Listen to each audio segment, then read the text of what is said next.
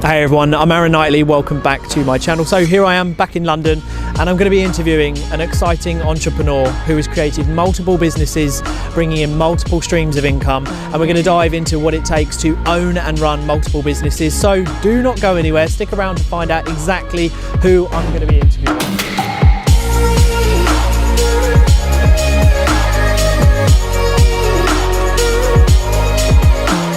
Hey everyone, welcome back to my channel. So before we begin, again, I'd like to say a big thank you for today's podcast sponsor, which is Casita Properties, the UK's leading property company when it comes to off-market discrete buy-to-let sales. All of their information will be in the description below.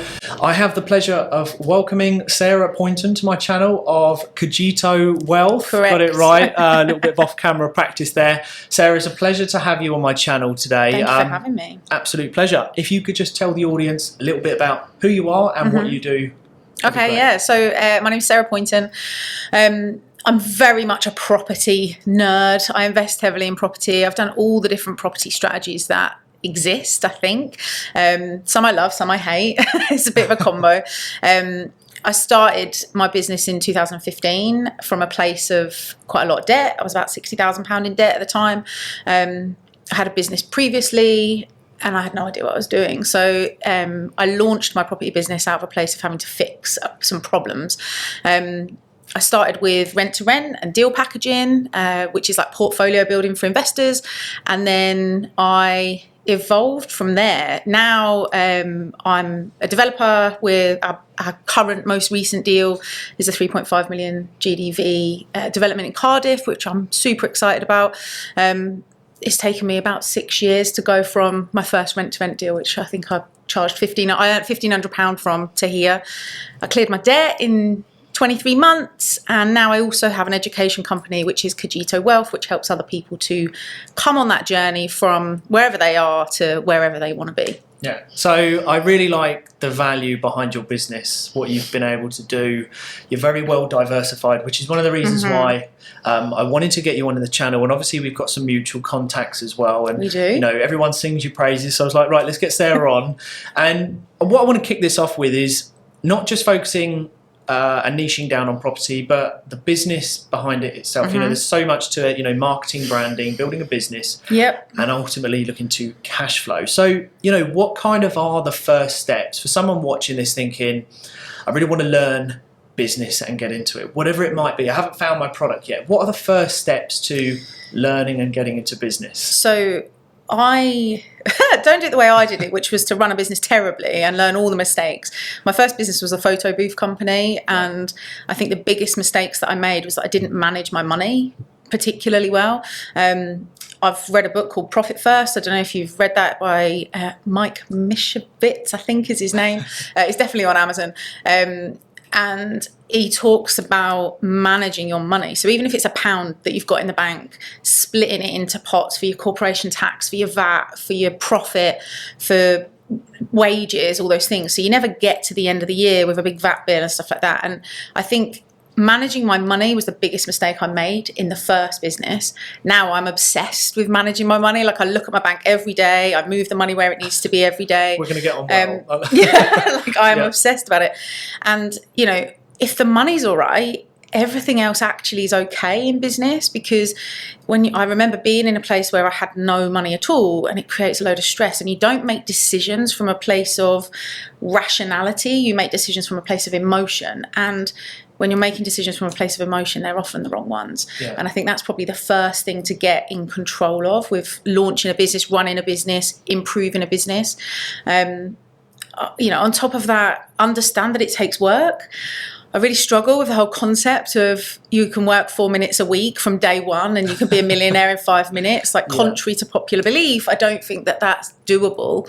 It is doable eventually, but you have to put the work in, earn your stripes to be able to get in a position where you can live a life that is free.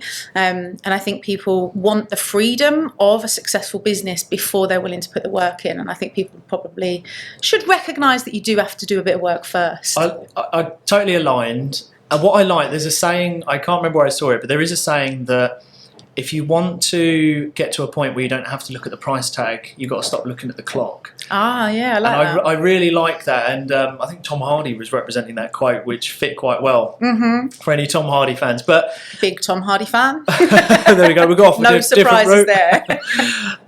Is that, you know, I really like the fact that we're touching, and we're gonna cover this, is money management, because we are in a day and age that, look, for all the watchers and viewers, if you want to start a business, I really believe that it doesn't matter necessarily about the income that you're producing, it's about money management. And this is something that anyone who's followed me, I'm really big on this. You know, investing and money management is, you know, what I live by, and everything can be set up on standing orders, so why wouldn't you? So technology's our friend right now. It is. So it's amazing where people say, oh, I don't have any money, and, you know, I've just been paid, but I've got to buy this, and, you know, I'm too tempted. Well, stop that temptation through standing orders.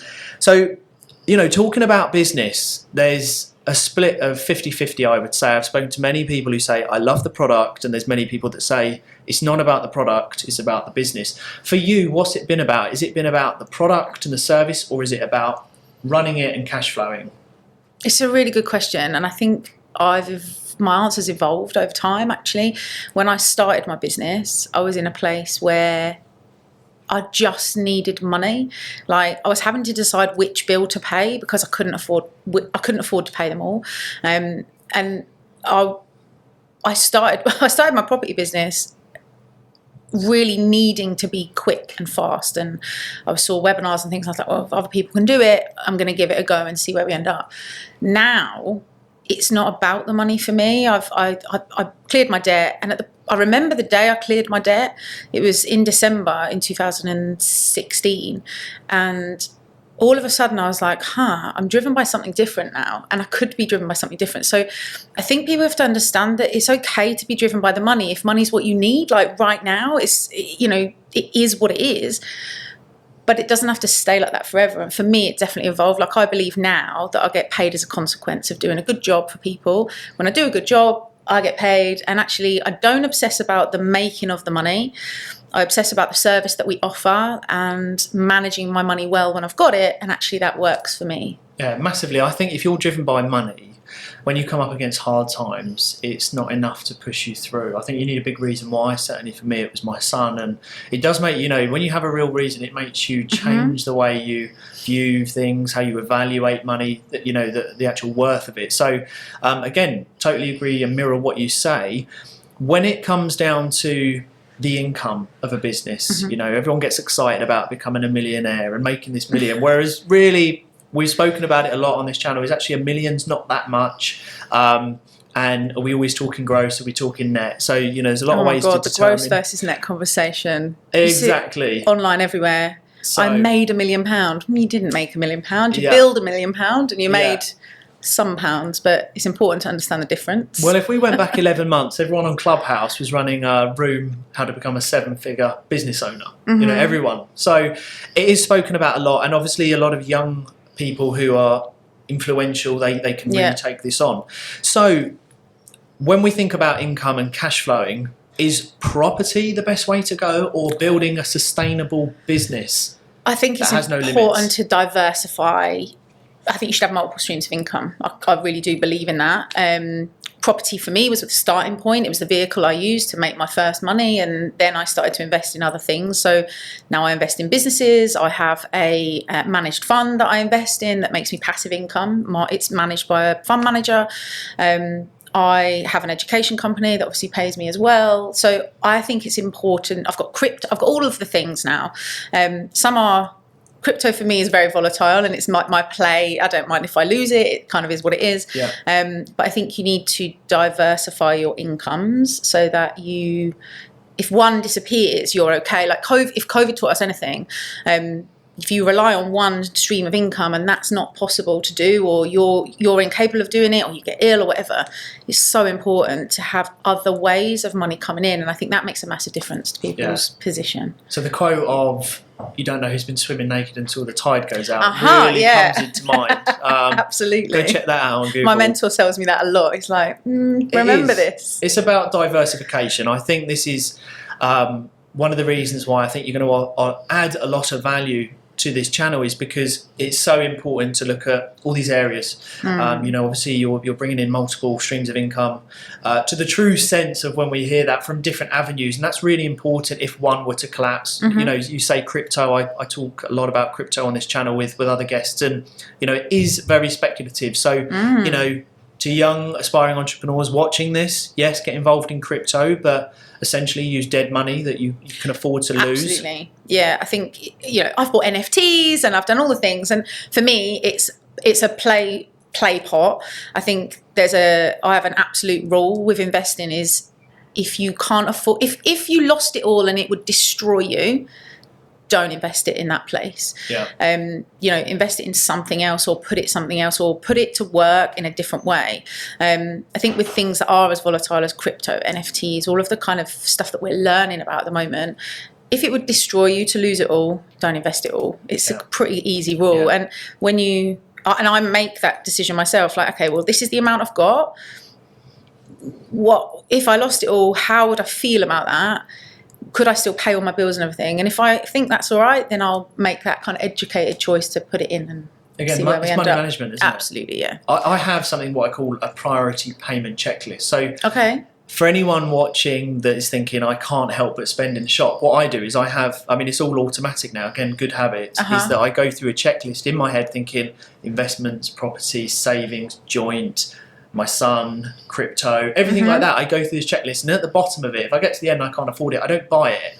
So do you have any kind of techniques that you think, I do. I'm going to buy Am I allowed it? to swear on this podcast? You go for it. I mean, we can always beep it up. So in my business account, I have all the pots, corporation tax, VAT, all of those things. But in my personal accounts, I've got what I call a fuck around fund. Yeah. So it's all my roundups. So it's all the money, when you spend $4.99 on a coffee, and I just spent $7.30 on a coffee, and it rounds you up to the nearest pound. So my fuck around fund is all my roundups, and that's just money I can blast. It really doesn't matter. I'm okay to just spend that. It builds up quite nicely. Like, I've got £800 sat in that account. I'm like, oh, well, that's just money that I've already assumed is gone anyway. So I think roundups are a great way to just give yourself a budget to spend on stuff you want to spend. Other than that, I also connect like milestones with rewards I'm quite disciplined in that. When I hit particular milestones with the business personally, whether it's financial or just an achievement of some description, I will have already pre-attached a reward to it. So like my first big reward that I set myself was the second I could go to the bank and see £100,000 on the cash point screen, I would buy myself a particular watch, and I'd obsessed about this watch for a really long time. And so the day that I could see it, I came to Bond Street and I bought it. Every time I wear that watch, it reminds me of the work that went into creating that, and the ups and downs, the lefts and rights and all of it. Yeah. And I love it. And so for me, milestones with rewards works quite well as well. I really believe in what you've just said. And for the viewers, please note that down. It's so important to celebrate small wins as well as the big wins. Because if you're working and you're that term of grinding and hustling 24/7, it's tiring, and you can end up saying to yourself, what on earth am I doing? Is this worth it? So absolutely celebrate small, medium and big wins. It's actually based in science as well, just to reinforce this. If you fight, we have only three things, right? Fight, flight, or freeze. I can't remember what the third one is then. We'll go for freeze. Freeze, it is freeze. If you fight and there's no reward at the end of a fight, actually what you're doing is subconsciously teaching yourself that it's not worth fighting. Yeah. And so the only reaction that your body and your brain has when you're presented with a problem or a challenge, whatever it is to freeze or fly. Well, in business, we have to be able to fight.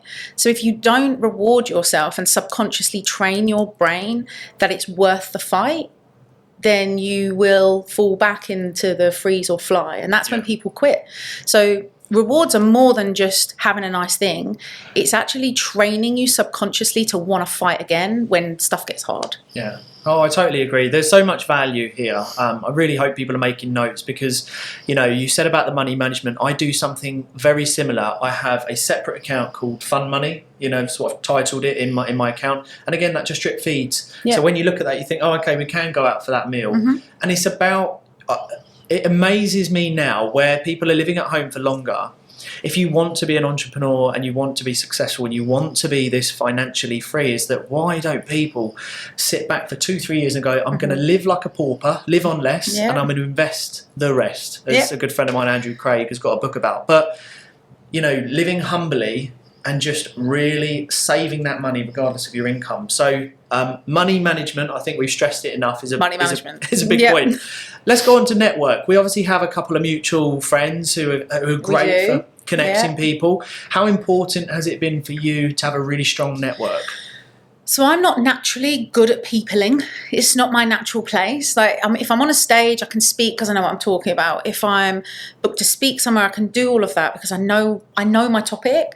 But me just walking into a room full of strangers is not my natural place to be. I'm not at my best.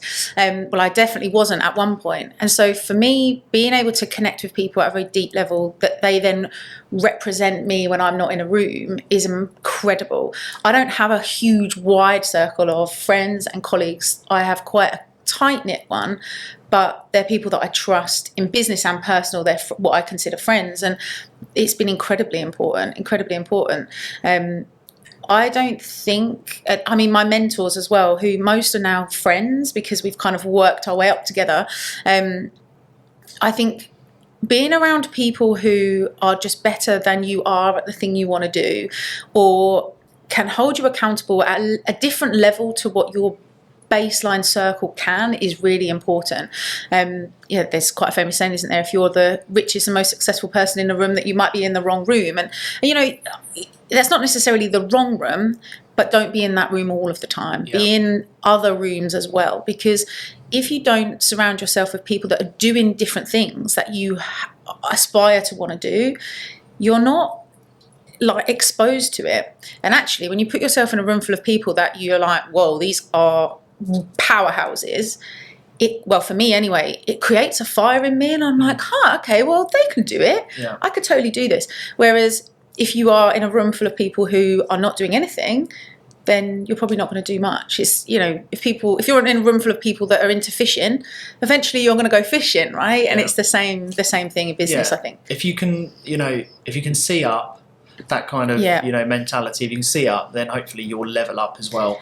I really believe that, being in a room of those that have done very well, it does pull you up. You get a sense of, I can do this myself. And that's why I love being in London, because, you walk around, you see Bugattis, Bentleys, Rolls Royces, and sometimes, they're young people driving these cars, and you think, okay, what are they doing? I just want to stop and say, what do you do? Well, I love this. Funny enough, Tyler, we did that on one, didn't we? And we just got the door slammed on us. We were going to try and replicate that TikTok guy. I was going to say, there's a TikTok guy just knocks on the doors. We got totally rejected. That was what we were going to try and do. That's London for you, right? Yeah, that's the British sense of humour.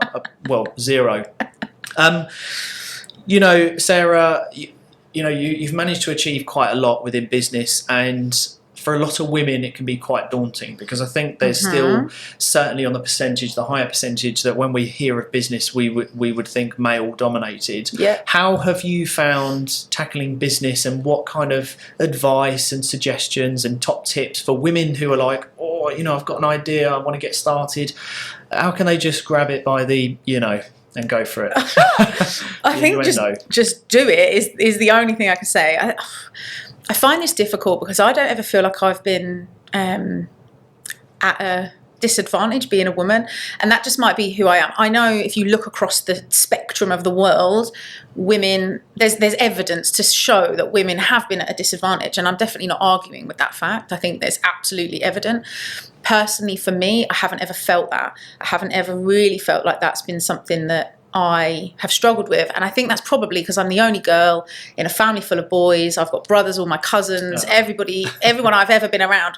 When I was a kid, all my best friends were boys. I've always been a bit of a tomboy and one of the lads rather than a girly girl, and I think maybe that's just helped me as an adult be able to be in quite a male-dominated environment.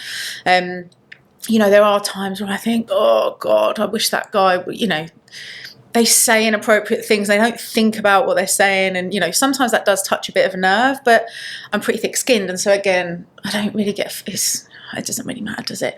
To me, however, I think a lot of women do struggle to get their voice heard over a male-dominated environment. I've definitely got friends of mine, similar industries, who are exceptional at what they do. But when they're in a room full of men, they don't speak up as naturally as maybe they would in a room full of women. And I think this definitely can come back to network. Actually put yourself in a room full of powerhouse women who will teach you how to speak up, those sorts of things. But I also think, especially now, there's lots of men that I work with who want to embrace me and like bring me up the ladder because I'm a woman. And I think sometimes we get a bit of preferential treatment because we're a woman as well. And I think actually, you know what, you can engage with that, you can embrace it, and you can grow. For me, it's important that there is a respect. I think it can be difficult being a woman in a room full of men. I never really have struggled with it personally, but I know people that have. And so I think it's important to know who you are, important to know what you want out of a situation. And then for me, I'd say anyone in business, just go out and fight for it, regardless of the room that you're in, whether it's men or women. Yeah, it comes back to that confidence, and in uncomfortable situations is when you grow, isn't it? Yeah, I think so. I don't think I'll be anywhere near where I am today, or even where I'm going. Like, I look at what's happening in the next 12 months, what we've got planned, and I think none of those things would be happening if I didn't just feel the fear and do it anyway. There's I think the book called Feel the Fear and Do It Anyway by a lady called Jen Sincero. Again, I think that's the right name. That's exactly what that's about. It's about saying, do you know what? I want the end result, so I'm just going to have to suck it up and get on with it, whatever the journey looks like. I always say, and I put it in my latest book, is that you never want to be that person that just hoards knowledge, sits around the Christmas table. You always have that one family member that's like, yeah, there was this, and they always tell you the history, and you turn around and you're like, did you do it? And they're like, oh, no. So it is about getting up and pulling the trigger. So important. So, have you got any sort of top tips in regards to education? Because again, we're talking about what the possibilities are, what you can do, but education is obviously the foundation of where you start. So how did you start? Was it books, audio books? Webinars, audio books, those sorts of things. Everything that was free, because I couldn't afford to buy training. Like, I know I have a training company now, and I fully endorse mentorship and things like that if you can afford it. But if you can't, don't put stuff on a credit card if you can't afford it. Like, I know that again, it's a bit contradictory in our industry because it's very much encouraged. But I think if you're at a point, like I said, if it's going to financially destroy you to spend this money or invest this money, then don't. There's so much information available, and there's lots of business people like you, like myself, who have mentored people because actually we see potential in them. And, I've got people like that who've become part of our team, and I think, go out and look for opportunity. When I first started, I couldn't afford training, but I knew I needed it. And I had this weird limbo, like, what do I do about that? So I just approached a mentor that lived quite locally to me, and I said, look, if I give you 50% of my business for a year, will you mentor me? And he was like, well, okay, yeah. He obviously saw something in me that I didn't see in myself at the point.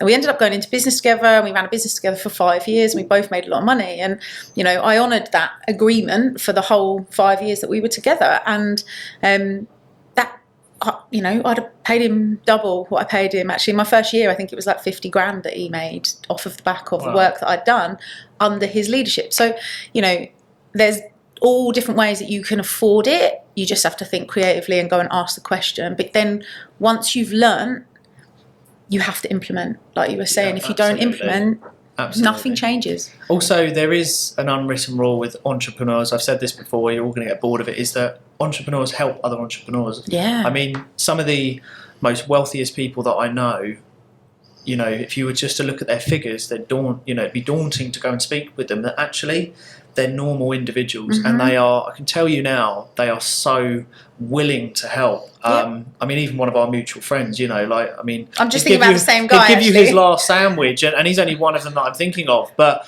Sarah, there was so much value. I can't thank you enough for coming on. As we wrap up, where can people get in touch with you if they want to reach out? So Instagram's a good shout. I am Sarah Poynton. Poynton spelt with a Y. So Instagram's, I'm kind of hanging out on there all of the time. All my contact details are on there. I'm also on Facebook, and I'm also on LinkedIn. So that's a good starting point. Cogito Wealth, if you Google us, we're also there. So any of those options, but Instagram's probably your quickest direct route to me. Awesome. Well, we're going to include all of your links in the description below Fabulous. anyway, so everyone, nice and easy to reach out. Everyone, thanks for watching so much, and we will speak with you all very soon.